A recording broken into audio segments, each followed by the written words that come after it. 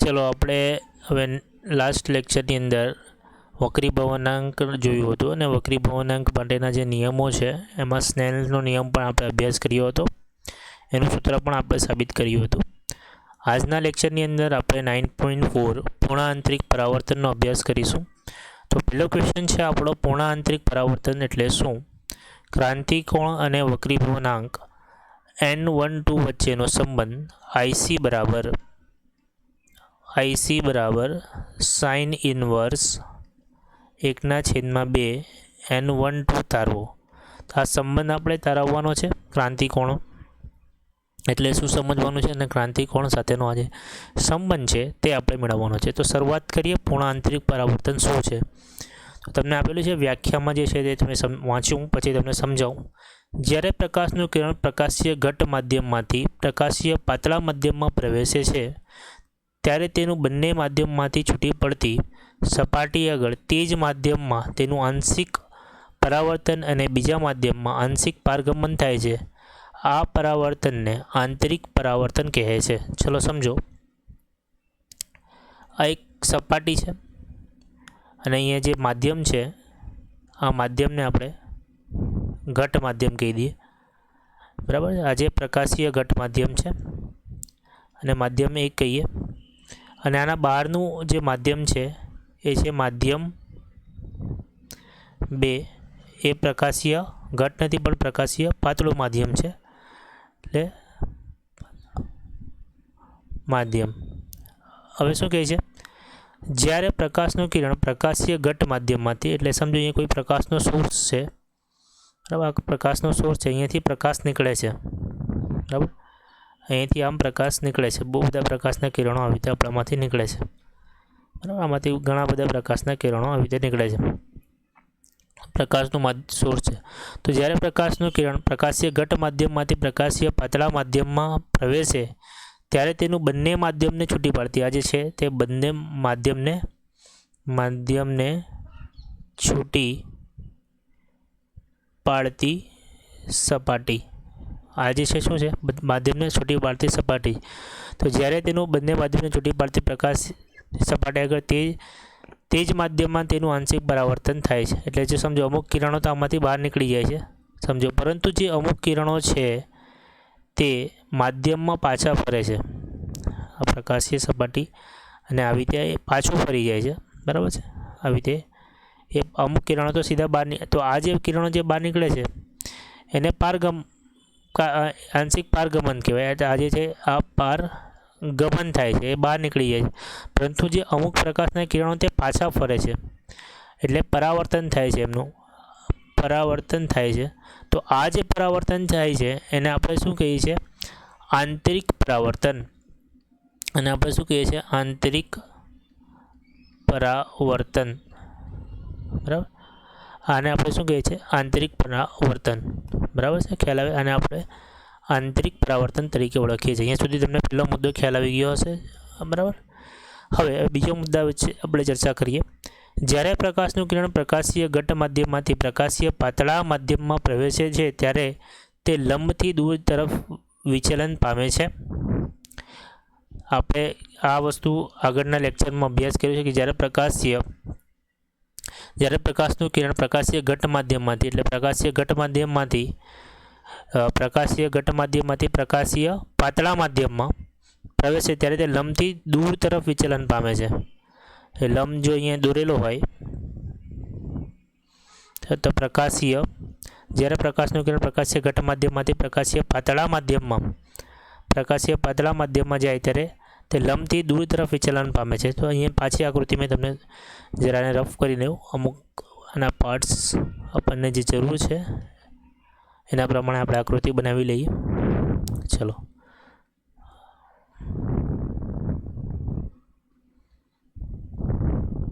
ચલો, હવે આપણે સમજીએ.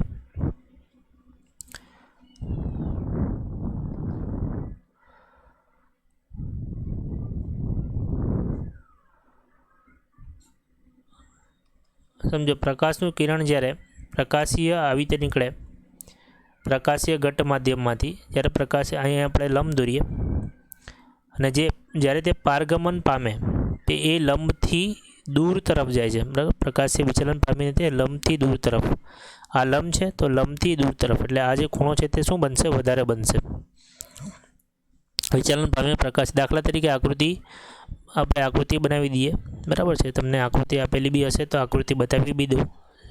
જો અહીંયા દેખાય છે આકૃતિ તમને, આ આકૃતિ A O1 અને આ બી, A O1 ને બી વચ્ચેની વાત કરે છે આપણને, એ તમે જોઈ શકો છો આકૃતિમાં દર્શાવ્યા પ્રમાણે A O1 ને બી, એટલે આ તમારા માટે A છે, આ O1 છે અને આ તમારો બી છે, બરાબર છે. આપાત કિરણ A O1 નું આંશિક પરાવર્તન OC અને આંશિક વક્રીભવન OB થાય છે. એટલે આ જે પ્રકાશનું છે, બરાબર છે, એનું આંશિક, આ તો જે છે તે શું થયું, એ તમે જે આપાત કર્યું A O1 જે કિરણ તમે આ સપાટી પર આપાત કર્યું, એનું આંશિક શું થઈ જશે? પરાવર્તન થાય છે અને આંશિક વક્રીભવનાંક, તો OB1 છે તે એનું વક્રીભવન છે અને OC છે તેનું પરાવર્તન. તમે જોઈ શકો છો. હવે અહીંયા આ જે કિરણ અહીંયાથી નીકળ્યું તો અહીંયા પહોંચ્યું, તો આ OB1 એટલે આ જે એનું છે વક્રીભવન થયું, વક્રીભવન થઈને તે આગળ ગયું અને એનો અમુક આંશિક ભાગ તે આવી રીતે પરાવર્તિત થઈ ગયું, એ અંદરની તરફ આવી ગયું. ખ્યાલ આવે છે? એટલે એ અંદરની તરફ આ રીતે આવશે. તો અહીંયા બી એ આકૃતિ આપણે અહીંયા બતાવીએ, અંદરની તરફ આવશે, એને આપણે નામ આપી દઈએ OC. ખ્યાલ આવે છે? તો આ જે કિરણ છે O1A જે કિરણ છે એનું શું થયું? એક ભાગ OB1 વક્રીભવન થાય છે, એનું વક્રીભવન થાય છે, અને એનો જે બીજો ભાગ છે O1C એ આંતરિક પરાવર્તન થાય, એટલે આંશિક એનું શું થઈ જાય છે? પરાવર્તન થાય છે. આંશિક એટલે અમુક ભાગ એનો શું થઈ જાય? આંશિક પરાવર્તન, આંશિક શું થાય છે? તેનું પરાવર્તન થાય છે. અહીંયા સુધી ખ્યાલ આવી ગયો? બીજો મુદ્દો ઓકે. હવે આપાત કોણ I1 કરતાં વક્રીભૂત કોણ R મોટો હોય છે, એટલે આપાત કોણ જે અહીંયા જે ખૂણો બને છે તેને આપણે શું કહીએ છીએ? આપાત કોણ. અને અહીંયા જે ખૂણો બને છે એને આપણે કહીએ છીએ વક્રીભૂત કોણ, બરાબર છે. તો આપણને શું કહે છે? આપાત કોણ I કરતાં વક્રીભૂત કોણ R મોટો હોય છે, એટલે R જે છે એ I કરતાં મોટો હોય, કેમ કે દૂર તરફ જાય છે એટલે R I કરતાં મોટો હોય છે. હવે આપાત કોણનું અને વક્રીભૂત કોણ કરતાં વધે AO3. હવે અહીંયા સુધી ખ્યાલ આવી ગયો? હવે તમે સમજો કે આવું બને છે અહીંયા.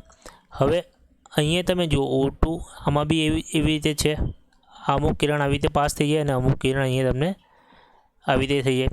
હવે ધીરે ધીરે તમે જોતા જાઓ તો જે આ બિંદુ પર છે ત્યારે જે આ કિરણ છે તે સપાટીને સમાંતર, સપાટીને શું થઈ ગયું? સમાંતર સપાટીને, જ્યારે આ લંબ સાથે કેટલો ખૂણો બનાવે છે? 90, બરાબર. તો આ જ્યારે આ 90 ખૂણો બનાવે ત્યારે આ સપાટીને સમાંતર, એના કરતાં વધારે જો આ ખૂણો હજુ વધારીએ, એટલે આપાત ખૂણો હજુ આપણે વધારીએ તો એનું શું થઈ જાય છે?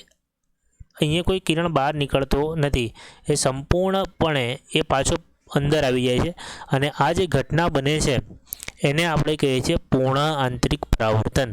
ચલો મેં તમને એકદમ સરળ ભાષામાં કહ્યું કે આ સપાટી છે, અહીંયાથી કિરણ આવી રીતે આપાત થાય છે.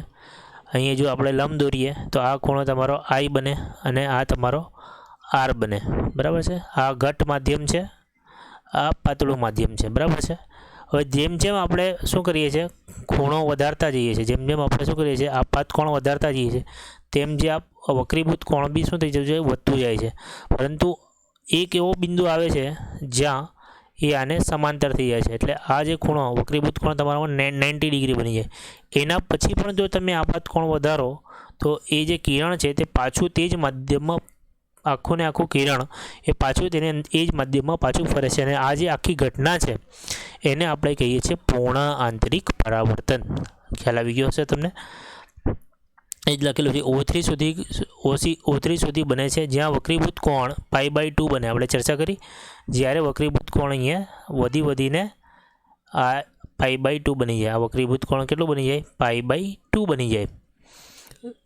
અહીં વક્રીભૂત કિરણ ખૂબ વળીને માધ્યમ છૂટી પડતી સપાટીને સમાંતર, એટલે જે આ કિરણ છે હવે માધ્યમને છૂટી પાડતી સપાટીની દિશામાં આવી જશે.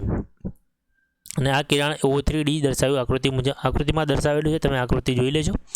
જો આપાત કોણનું મૂલ્ય હજી પણ વધારવામાં આવે, એટલે જો આપાત કોણનું મૂલ્ય હજુ પણ વધારવામાં આવે, એટલે આપાત કોણ એટલે આ કોણનું હજુ પણ મૂલ્ય જો વધારવામાં આવે તો તેનું વક્રીભવન શક્ય નથી. પછી તે વક્રીભવન નહીં પામે. તે જે આ વક્રીભવન પામતા કિરણ છે તે આ સપાટીને સમાંતર આવી ગયું, હવે ડાયરેક્ટ એ અંદરની તરફ આવશે. બરાબર છે. સંપૂર્ણ પરાવર્તન જ પામે છે, જેને પૂર્ણ આંતરિક પરાવર્તન તરીકે ઓળખવામાં આવે છે. સામાન્ય રીતે જ્યારે પ્રકાશનું કિરણ પરાવર્તન થાય છે ત્યારે તેના કેટલાક અંશ પારગમન પામે છે. આથી જ પરાવર્તક સપાટી ગમે તેટલી લીસી હોય તો પણ પરાવર્તિત કિરણ ઓછી તીવ્રતાવાળું હોય, પરંતુ જ્યારે આપાત કિરણનું પૂર્ણ આંતરિક પરાવર્તન થાય છે ત્યારે પ્રકાશનું પારગમન થતું નથી. આ મુદ્દો સમજો. એટલું એવું કહેવા માંગે છે જ્યારે પ્રકાશનું પૂર્ણ આંતરિક પરાવર્તન થાય તો આ સોર્સમાંથી જે કિરણ નીકળેલો છે આ સપાટી પરથી, હવે આ સપાટીમાંથી પારગમન એક પણ કિરણ નહીં પામશે, બધા કિરણ અંદર જ આવી જશે. તો એ જે ઘટના બને છે એને કહેવામાં આવે છે પૂર્ણ આંતરિક પરાવર્તન. અને મોટે ભાગે શું થાય છે કે અમુક કિરણ બહાર પારગમન થાય છે અને અમુક અંદર આવે છે, અમુક બહાર જાય છે, અમુક અંદર. પણ જ્યારે પૂર્ણ આંતરિક પરાવર્તન થઈ જાય ત્યારે પારગમન પામતા કિરણોની સંખ્યા શું થઈ જાય છે? 0. અને બધા જ કિરણ પૂર્ણ આંતરિક પરાવર્તન કરે છે. અને આ ક્યારે બને છે? જ્યારે વક્રીભૂત કોણ π/2 કરતાં વધારવામાં આવે ત્યારે. એટલે વક્રીભૂત કોણ π/2 કરતાં જ્યારે વધી જાય ત્યારે આપણને પૂર્ણ આંતરિક પરાવર્તનની ઘટના જોવા મળે છે. આથી જ પરાવર્તન વક્રીભૂત કોણ π/2 બને ત્યારે અનુરૂપ આપાત કોણની આકૃતિમાં માધ્યમને જોડી સપાટી માટેને ક્રાંતિ કોણ કહેવામાં આવે છે. હવે સમજો, જ્યારે તમે કિરણને આપાત કરો, સમજો આ તમારો આ લંબ છે, બરાબર, અને લંબને આ કોણ છે. અને જ્યારે તમે આપાત કર્યું અને આ જે કિરણ છે, જે બીજું કિરણ તમારું છે, એ બીજું જે કિરણ છે તમારું કંઈક આ દિશામાં આવી ગયું, એટલે આ જે કિરણ છે એ આ સપાટીને સમાંતર થઈ ગયું. એટલે આ જે કોણ છે તમારો વક્રીભૂત કોણ કેટલો બની ગયો? π/2 જેટલો. ત્યારે જે અહીંયા કોણ બને છે આપાત કોણ, ત્યારે જે આપાત કોણ તમે કરેલો છે એ આપાત કોણ તમારો આપાત કોણ IC બની જાય. એટલે એને તમે ક્રાંતિ કોણ તરીકે. તો જ્યારે વક્રીભૂત કોણ π/2 બને છે ત્યારે બનતા આપાત કોણને આપણે શું કહીએ છીએ? ક્રાંતિ કોણ. અને શું કહીએ છીએ? ક્રાંતિ કોણ. ખ્યાલ આવી ગયો? ક્રાંતિ કોણ કોને કહેવામાં આવે છે? બરાબર છે. હવે સ્નેલનો નિયમ આપણે લગાવીએ. અહીંયા સુધી તમને ખ્યાલ આવી ગયો હશે. હવે આને જરા રફ કરી લઉં એટલે તમને ખ્યાલ આવશે. જરા આપણે લખવા માટે જગ્યા મળી જશે. ચલો આને ઇરેઝ કરી લઉં. ચલો અહીંયા સુધી ખ્યાલ આવી ગયો. ક્રાંતિ કોણ કોને કહેવામાં આવે છે? IC. બરાબર. હવે આપણે આગળ જઈએ. સ્નેલનો નિયમ આપણને ખબર છે, sin I એટલે આપાત કોણના છેદમાં sin R એટલે કે વક્રીભૂત કોણ બરાબર n2 એટલે કે માધ્યમ 2ની સાપેક્ષે 1નો વક્રીભવનાંક. પરથી આ નિયમ આપણે આગળની થિયરીમાં કરી ગયા છે. પરથી કહી શકાય કે વક્રીભવનાંક માધ્યમની સાપેક્ષ 1 કરતાં ઓછું. જો વક્રીભવનકારક માધ્યમનો સાપેક્ષ વક્રીભવનાંક 1 કરતાં ઓછું હોય તો sin Rનું મૂલ્ય મહત્તમ 1 હોવાથી સ્નેલના નિયમ પ્રમાણે sin Iના મૂલ્યની ઉચ્ચ સીમા હોય છે. હવે આ વાક્ય સમજવા જેવું છે, જરા સમજજો એને.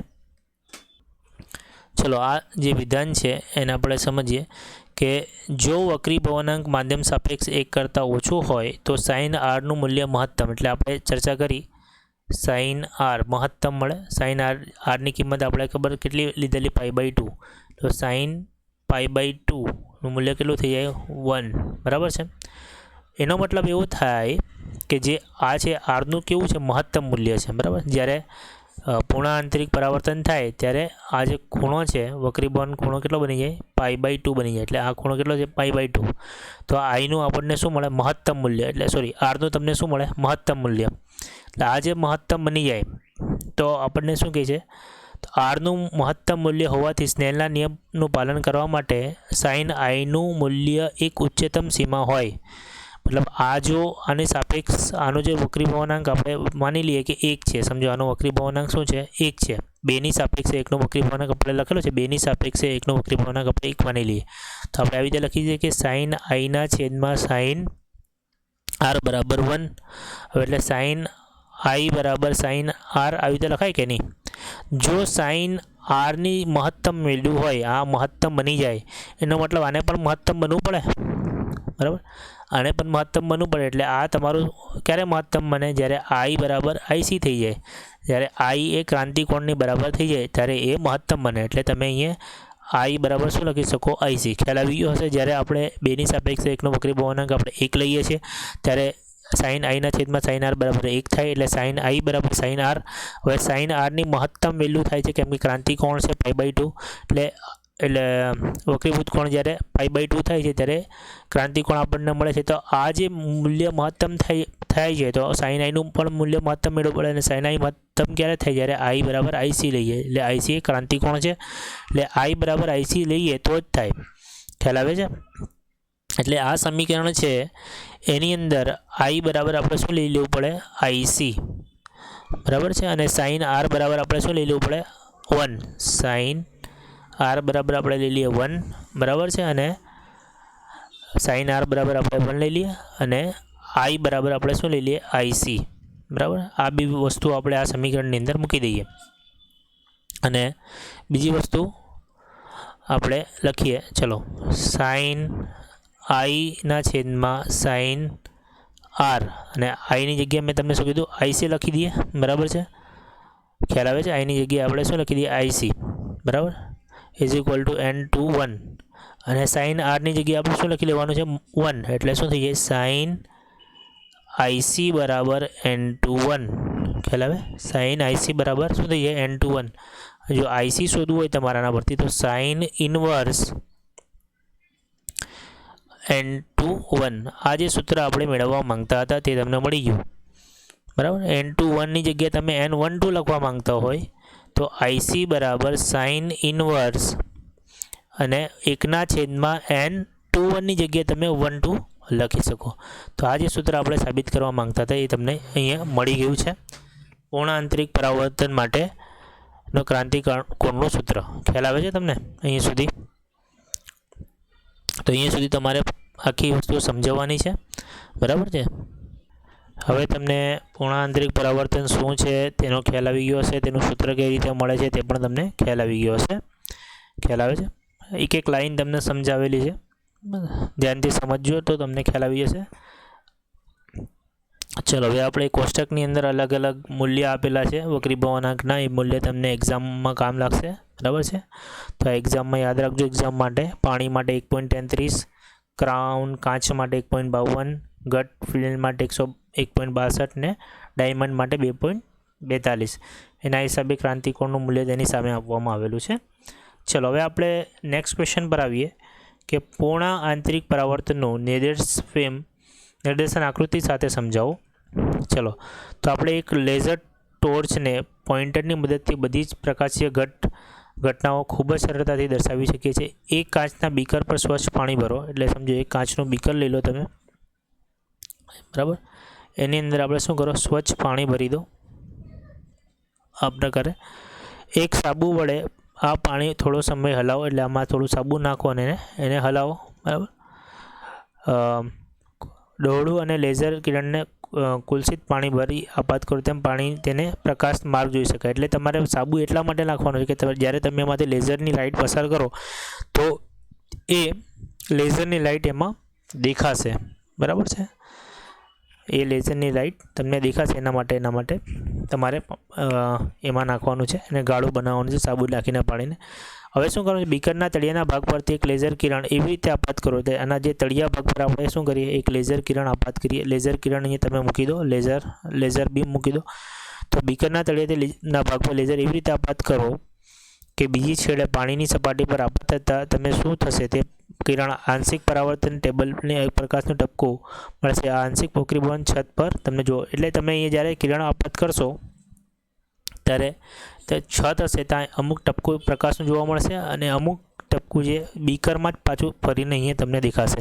એટલે આ જે કિરણ પાછું ફરશે એ તમને આંશિક પરાવર્તન થતું કિરણ છે. અને આ જે તમને પ્રકાશ છતમાં દેખાય છે એ આંશિક વક્રી ભવાનાંકના કારણે મળે છે. એટલે અમુક કિરણ અહીંયાથી પરાવર્તિત થઈને પાછો આવે છે અને અમુક કિરણ ઉપર જાય છે. એટલે તમને ઉપર એક લાઇટ દેખાશે. બરાબર છે. એટલે તમે એક બીકર લો. બીકરની અંદર પાણી ભરો. પાણીની અંદર સાબુ નાખો. સાબુની નીચે બીકરના નીચેના ભાગમાં લેઝરની લાઇટ રાખો અને લેઝરની લાઇટને જરાક તમે આમ તેમ આડી તેરી કરશો તો તમને આ જે ટપકાઓ છે એ તમને બદલાતા દેખાશે, અલગ અલગ જગ્યાએ દેખાશે, બરાબર. એ વસ્તુ કે હવે બીકરની એક બાજુથી લેઝર કિરણને એવી રીતે આપાત કરો કે જે પાણીની ઉપરની સપાટીથી વધુ ત્રાંસું દેખાશે. એટલે તમને દેખાશે આ પ્રકારની બીકર છે, અહીંયા ભરેલું છે, બરાબર છે પાણી. હવે આ લેઝર લાઇટને જરાક તમે ક્રોસ કરો, તમે આમ આપાત કરો લેઝર લાઇટને, પાણીની ઉપર સપાટી ત્રાંસું દેખાશે અને ધીમે ધીમે લેઝર કિરણ દિશા બદલતી એવો કોણ શોધશે કે જેથી પાણીની સપાટીની ઉપર વગેરે પણ અદૃશ્ય થઈ જશે. એટલે તમે જ્યારે ધીરે તમે આને પહેલાં આમ રાખેલી, બરાબર, ધીરે ધીરે તમે આમ વાળો એને ત્યારે જે આ ટપકું છે ધીરે ધીરે તમારું ગેપ થઈ જશે અને આ આખું ને આખું પરાવર્તન થશે અને આ પરાવર્તનને આપણે પૂર્ણ આંતરિક પરાવર્તન તરીકે ઓળખીએ છીએ. પાણીના કાચના સ્લેબ નળીમાં ભરીને બતાવ્યા પ્રમાણે નીચેની ઉપર તરફ લેઝર કરો અને લેઝર કિરણ કઈ દિશામાં ગોઠવાશે તે દિવાલ પર આપાત થાય છે. એ બધી પ્રયોગો દ્વારા તમે આ બધી વસ્તુઓ સાબિત કરી. તમને દેખાય છે અહીં આકૃતિ આપેલી છે.